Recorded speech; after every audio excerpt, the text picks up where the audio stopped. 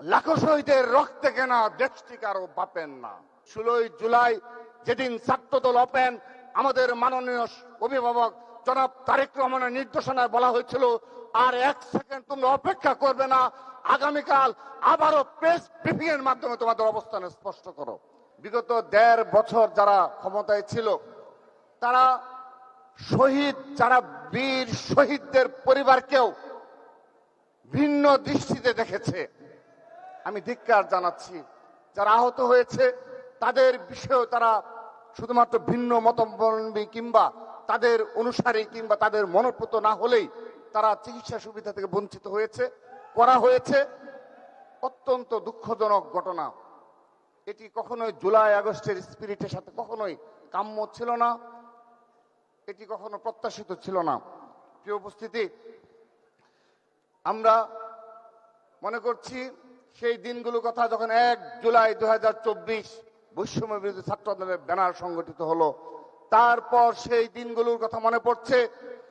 7 July 8 July Bangla blockade করা হলো, শাহবাগ অবরোধ করা হলো।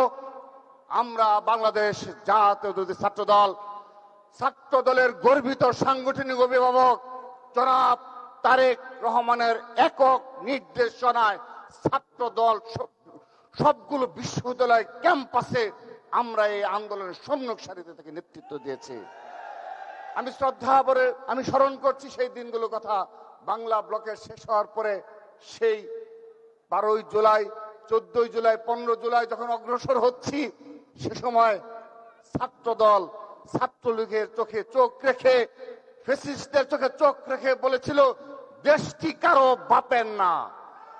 ঢাকা বিশ্ববিদ্যালয়ে আমাদের বোনেরা স্লোগান দিয়েছিল, লাখো শহীদের রক্তে কেনা দেশটি কারো বাপের না। মনে পড়ছে সেই দিনগুলোর কথা। সেই 15ই জুলাই যেদিন ছাত্রলীগের বর্বরচিত হামলা করেছিল ঢাকা বিশ্ববিদ্যালয়ে, আমাদের বোনদের উপর ছাত্রদলের অসংখ্য নেতাকর্মী সেদিন আহত হয়েছিল। আমরা ভেঙে পড়িনি। আমাদের কাছে সেই বৈষম্য বিরোধী আন্দোলনের ব্যানারের যারা নেতৃত্ব ছিল, সেই সমন্বয়করা আমাদেরকে কল দিয়ে বারবার যখন সহযোগিতা চেয়েছে, আমরা সর্বক্ষেত্রে ছাত্রদল সেই সহযোগিতা করেছি, তাদেরকে আগলে রেখেছিলাম।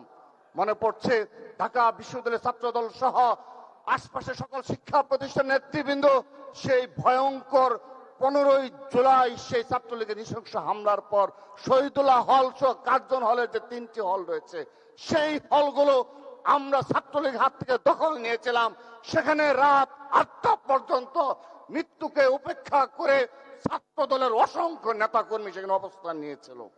সেই মনে পড়ছে সেই 16ই জুলাই যেদিন ছাত্রদল ওপেন, আমাদের মাননীয় অভিভাবক জনাব তারেক রহমানের নির্দেশনায় বলা হয়েছিল, আর এক সেকেন্ড তোমরা অপেক্ষা করবে না, আগামীকাল আবারও প্রেস ব্রিফিং এর মাধ্যমে তোমাদের অবস্থান স্পষ্ট করো। আমরা 16ই জুলাই নয়াপল্টন পার্টি অফিসে আনুষ্ঠানিকভাবে প্রেস ব্রিফিং করে ছাত্র দলের অবস্থান স্পষ্ট করি এবং এই কোটা সংস্কার আন্দোলনকে এক দফা আন্দোলন রূপান্তরের জন্য আমাদের সেই আকাঙ্ক্ষা প্রকাশ করি।